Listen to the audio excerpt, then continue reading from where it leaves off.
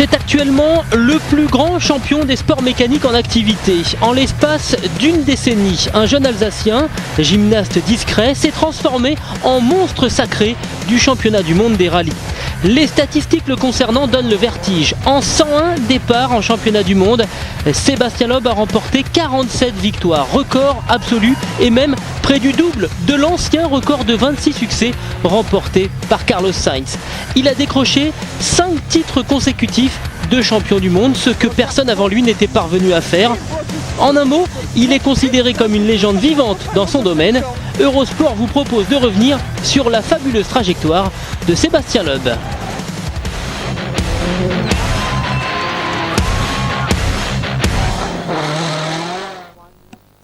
D'année en année, on se remet en question, on essaye de refaire au mieux, et puis finalement, on se rend compte que les titres s'enchaînent, et puis qu'aujourd'hui, j'en suis là. C'est sûr que c'est une fierté d'être arrivé dans mon sport à battre tous les records. Et c'est beaucoup plus que ce qu'on pouvait imaginer avant. La carrière en rallye de Sébastien Loeb débute pourtant sur le tard. En 1997, en 97, il a déjà 23 ans lorsqu'il négocie son premier rallye qu'il remporte avant d'enchaîner 2 saisons victorieuses sur le trophée Saxo Kit Car. En 2000, Citroën finance sa saison et Sébastien devient champion de France des rallyes sur terre. Logiquement, la fédération française l'appuie à son tour pour financer ses 2 premières apparitions en mondial au Tour de Corse et au San Remo, avec à chaque fois des places dans le top 10 à l'arrivée. Saison 2001, Citroën en fait son pilote officiel en championnat du monde junior. Sébastien remporte 5 des 6 épreuves de l'année et décroche son premier titre mondial. Parallèlement à son programme en junior, Sébastien Loeb évolue avec une Xara Kit Car en championnat de France. Il s'impose également sous la houlette de Guy Fréquelin. En fin d'année, il négocie le San Remo avec la nouvelle Xara WRC et prend la 2e place sur les talons de celui qu'on appelle à l'époque le Tarmac Master, Gilles Panizzi. En 2002, Sébastien ne dispute que 7 épreuves du championnat du monde pour achever le développement de la Xara. Au Monte-Carlo, il gagne l'épreuve, mais il sera pénalisé à cause d'une erreur de son équipe et termine 2e. Qu'importe, l'univers des rallyes sait qu'il faudra désormais compter avec lui. La première victoire n'attendra pas très longtemps. Tout près de chez lui, en Allemagne, Sébastien Loeb et Daniel Elena remportent la première de leurs 47 victoires.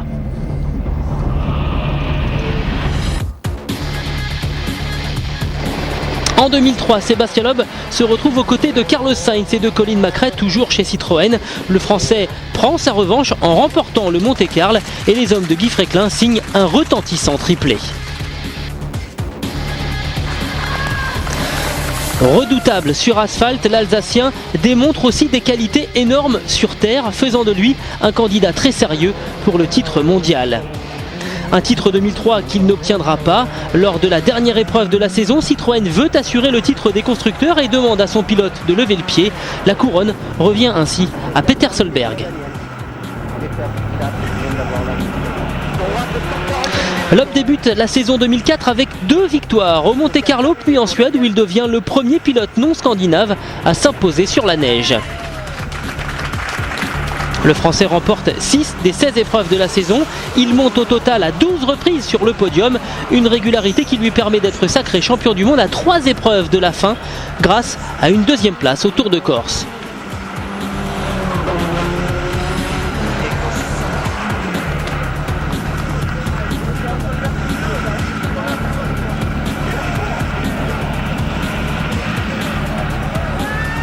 En 2004, ce que j'en retiens, c'est que c'était le meilleur moment peut-être de ma carrière, parce que un premier titre, c'est vraiment l'aboutissement d'un rêve et de tout un travail.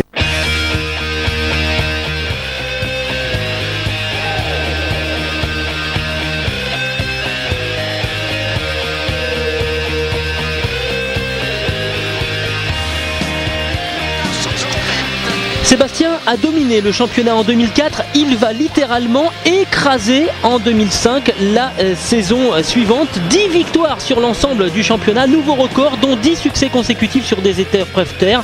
Il conclut la saison avec 56 points d'avance sur ses plus proches poursuivants. Le deuxième, ça n'a pas été celui qui m'a le plus marqué parce que ça a été une grande domination. On a attendu qu'il arrive tout au long de la saison. Ça a été une saison pour nous peut-être la plus facile, je dirais. Pour 2006, l'Alsacien doit voler de ses propres ailes. Citroën s'est retiré de la compétition pour préparer l'arrivée de la C4 l'année suivante. C'est l'équipe Chronos qui accueille le duo Loeb-Elena et la série victorieuse se poursuit.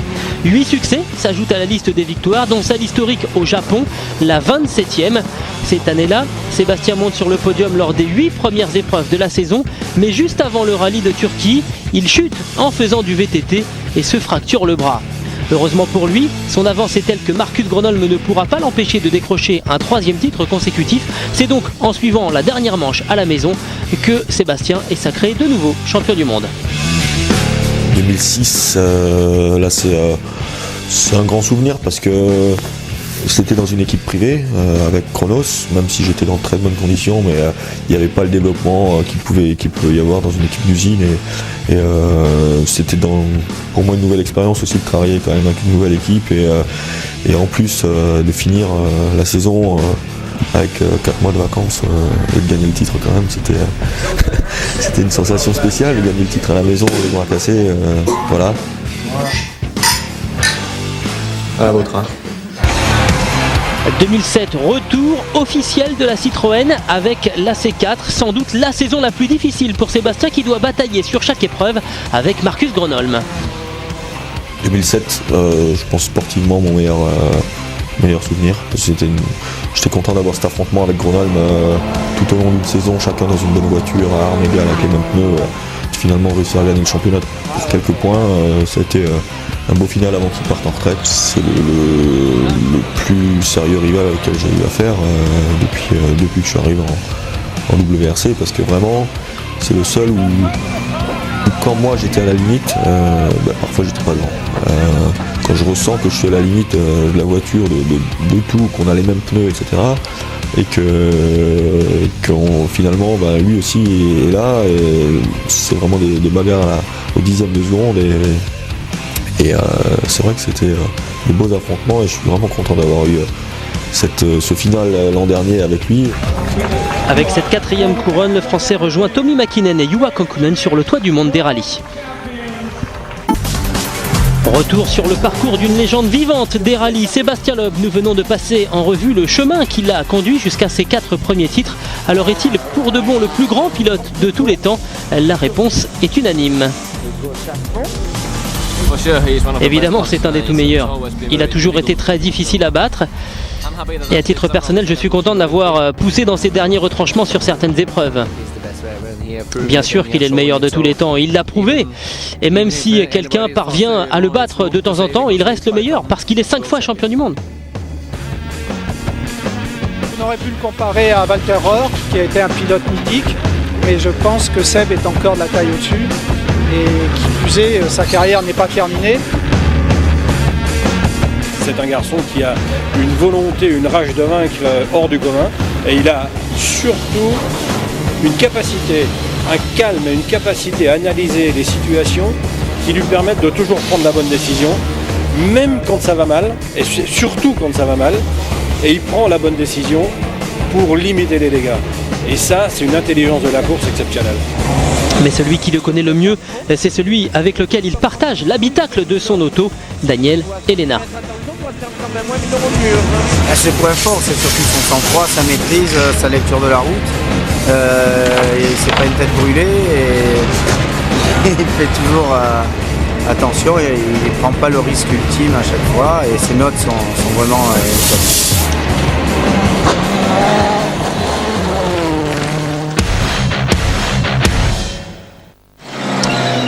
En l'absence de Marcus Gronholm parti en retraite, Sébastien Loeb est le grandissime favori à sa propre succession en 2008. L'Alsacien semble être le seul à sentir le danger, surtout au terme du rallye Monte-Carlo qu'il remporte pour la 5e fois de suite. Face à lui, Nico Hirvonen, promu chef de file de l'équipe Ford, prend la 2e place. Le Finlandais sait qu'il devra jouer sur la régularité pour espérer inquiéter le désormais quadruple champion du monde.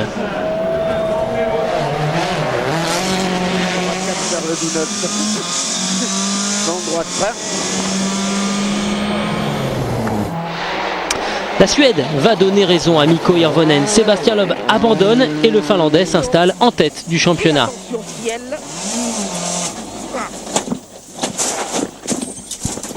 Ça n'a pas été facile parce qu'effectivement Hirvonen a été très régulier toute la saison, très rapide aussi parce que quand moi j'étais pas devant, c'était lui et il y avait rarement quelqu'un qui s'intercalait entre lui et moi.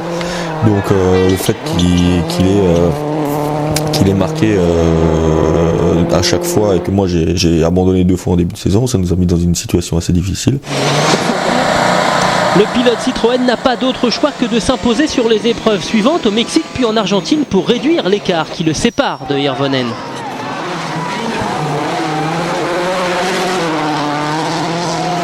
Mais la malchance va s'en mêler à son tour en Jordanie, situation surréaliste lorsque les 2 Citroën du Français et de Konrad Rothenbach entrent en collision sur une liaison routière. Nouvel abandon de Sébastien Loeb et Daniel Helena qui pointent alors à 5 points de Mikko Hirvonen. La situation est d'autant plus délicate que l'équipe Ford exploite parfaitement la nouvelle règle sur l'ordre de départ en spécial. Quoi qu'on puisse en penser d'un aspect purement sportif, malgré cela, Loeb s'impose en Sardaigne, puis en Grèce. Et gauche avant ouvre sur frein pour 80 mètres à l'arbre. Attention, gauche 92 plus tard frein. En Turquie, Mikko Hirvonen et Jari Matti-Latvala n'hésitent pas de nouveau à perdre volontairement du temps pour obliger Sébastien Loeb à passer le premier dans les spéciales. Cette fois, le Français ne peut faire mieux que 3e. La trêve estivale n'apaisera pas la contrariété d'un homme vexé et qui va mettre un point d'honneur à battre les Finlandais sur leur terre. Après 3 jours d'attaque incessante, le pilote Citroën remporte pour la première fois ce mythique rallye de Finlande. Le grand moment c'était la Finlande, la victoire en Finlande qui déjà me tenait à cœur parce que c'est vrai que ça fait plusieurs années que j'essaie de gagner là-bas, je me bats pour et que ça marche pas. Donc cette année d'avoir pu battre les Finlandais chez eux, c'était un super moment. Et puis en plus pour le championnat, ça a peut-être été un moment marquant qui a peut-être mis une pression supplémentaire à Hirvonen parce que lui était quand même grand favori chez lui en Finlande et de se faire battre chez soi, c'était mentalement peut-être que ça l'a touché un petit peu. Sur asphalte, Sébastien Loeb joue dans une autre catégorie. Il est simplement intouchable. 7e victoire consécutive en Allemagne. En fait, c'est simple. Depuis que cette épreuve a intégré le championnat du monde en 2002, Sébastien Loeb et Daniel Helena y sont invaincus. Cette victoire en Allemagne, c'est un sans faute là-bas. Donc, je trouve que c'est un petit peu dommage que l'année prochaine, en 2009, ça soit pas possible du fait que le rallye ne fait pas partie du championnat, tout comme le Monte-Carlo et comme le Tour de Corse. Donc ça va être un petit peu une frustration de faire un championnat du monde sans ces rallyes l'année prochaine. Puis vient cet incroyable dénouement au rallye de Nouvelle-Zélande. On part dans la dernière spéciale, je crois 4e, on finit en tête. On passe Sordo, Latvala qui était pas très loin devant fait une faute, Hirvonen aussi, et puis voilà. Donc c'est vrai que ça a été un résultat surprenant sur le moment, mais quelque part on a tout fait pour leur remettre la pression et ça marchait. Pour être tout à fait honnête, il faut également rappeler qu'en Nouvelle-Zélande, Citroën avait suivi le chemin de Ford en utilisant l'ordre des départs dans les spéciales. Par contre, en Catalogne, pas besoin de stratégie. Invaincu en Espagne depuis 2004, Sébastien Loeb y remporte un 4e succès consécutif. Il précède son coéquipier, Dani Sordo. Une très bonne opération pour le Français.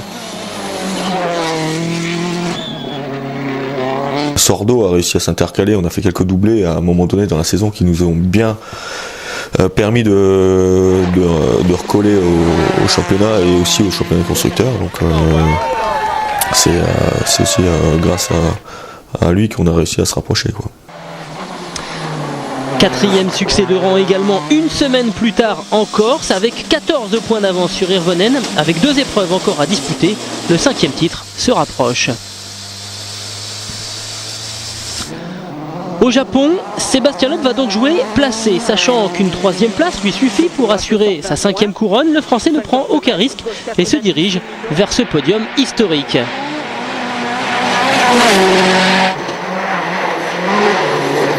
Cela dit, histoire de se faire peur, durant la dernière étape, le pilote Citroën part en tête à queue. On est alors à quelques kilomètres de l'arrivée.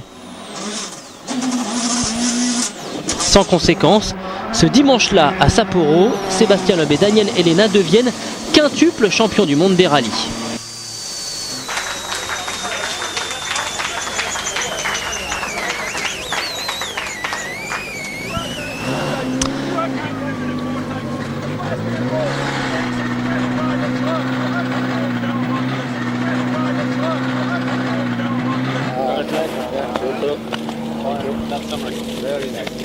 Cerise sur le gâteau, le rallye de Grande-Bretagne. C'est désormais l'unique épreuve mythique qui échappe encore au palmarès des deux hommes. Il fait un froid polaire et les équipages doivent passer dans des spéciales verglacées avec des pneus clairement inadaptés. Dans ces conditions extrêmes, seul Jari Mattila-Dvala peut soutenir la comparaison avec le Français. Le duel ira jusqu'à l'arrivée de la toute dernière spéciale où le Français s'impose avec 2 secondes 7 d'avance.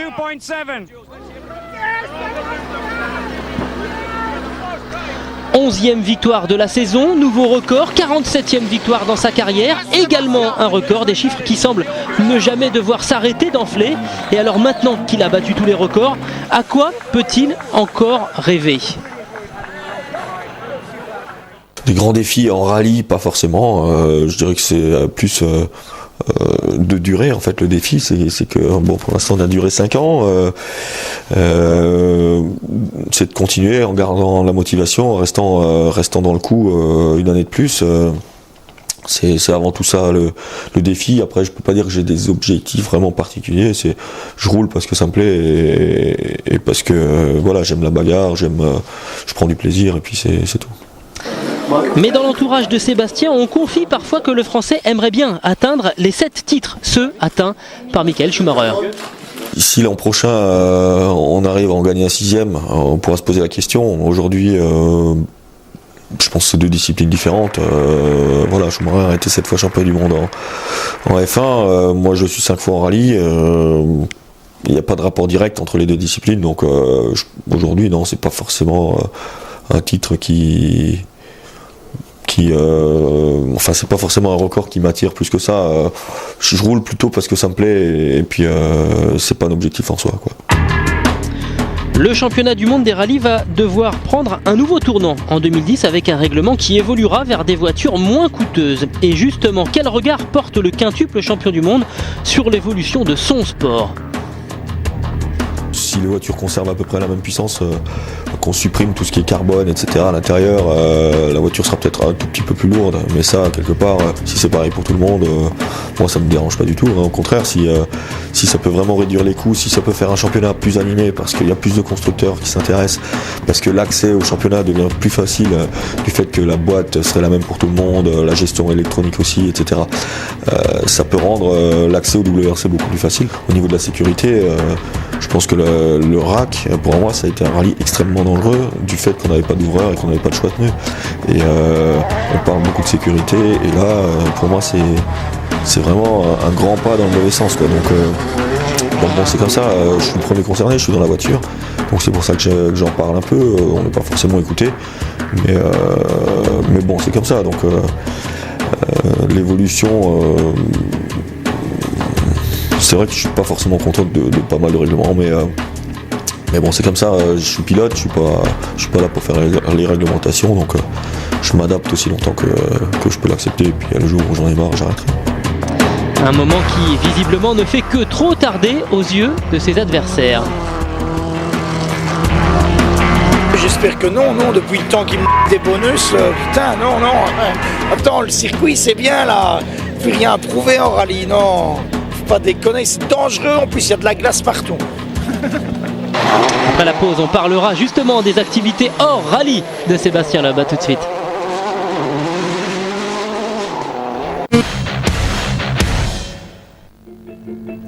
Assuré de son 5e titre de champion du monde et avant de se rendre en Grande-Bretagne pour la dernière épreuve de la saison 2008, Sébastien Loeb a été convié par l'équipe Red Bull à essayer la Formule 1 à Silverstone, puis à Barcelone.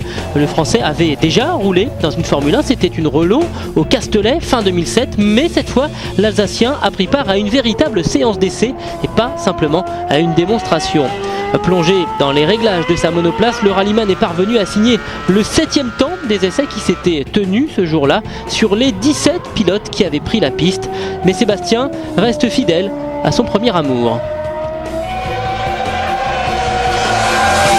Aucune discipline en circuit n'aurait pu m'apporter le plaisir que j'ai pris en rallye jusqu'à présent, parce que on fait plein de choses très variées, on roule on a besoin de... C'est un pilotage beaucoup à l'improvisation, on découvre les terrains, on peut se permettre de glisser, c'est des terrains très variés, etc. La F1, c'est le summum en circuit aussi. Donc effectivement, de tourner sur une piste, c'est une approche très différente. On est obligé d'optimiser virage par virage, mais c'est des voitures tellement incroyables à conduire que c'est des sensations extrêmes aussi. Donc voilà, je pense qu'une carrière en circuit m'aurait moins apporté en plaisir que le rallye, mais aujourd'hui en rallye j'ai fait un petit peu le tour, et puis en circuit je découvre plein de choses, donc forcément c'est intéressant. Devoir se remettre complètement en question parce qu'on arrive là, on n'est rien, on part de zéro, de s'adapter à une voiture extrême en fait, parce que c'est des sensations qu'on peut même pas imaginer quand on n'est jamais monté dedans. D'essayer de travailler avec les ingénieurs, avec les acquisitions de données pour réussir en une journée à s'adapter au mieux à la voiture et puis de pas faire de fautes. Donc c'est vrai que ça m'a demandé beaucoup de concentration et c'était un moment très sympa. Quand on voit les pilotes qui arrivent à 20 ans avec 10 ans de karting et de Formule Renault ou derrière eux, c'est notre école. C'est vrai que j'ai pris beaucoup de plaisir, mais c'est pas non plus en une séance d'essai qu'on peut dire voilà, je vais faire de la F1. C'est sûr que si j'ai d'autres opportunités d'essayer, je les saisirai, et puis c'est quelque chose qui me plaît, mais de là à être en F1 en 2010, je pense qu'il faut pas rêver. Si la Formule 1 n'est pas envisageable, l'endurance constitue une piste de reconversion parfaitement plausible. Sébastien Loeb a déjà participé à 2 reprises aux 24 heures du Mans avec l'équipe Pescarolo Sport, en 2005 et en 2006, obtenant même une 2e place lors de sa seconde tentative. Il y a quelques semaines, Sébastien Loeb a procédé à un échange de volants en compagnie de Stéphane Sarrazin, pilote officiel Peugeot en endurance. Au volant de la 908 en configuration 2009, le quintuple champion du monde des rallyes a très vite trouvé ses marques encore sur le circuit du Castellet. Attiré par l'endurance, la possibilité de se retrouver officiellement cette fois aux commandes du 908 est d'autant plus forte qu'Olivier Quesnel, patron de Citroën Sport depuis le début de l'année 2008, vient d'être nommé également directeur de Peugeot Sport, la cousine au sein du groupe PSA. La trajectoire de Sébastien Loeb n'a donc pas fini de faire tourner les têtes.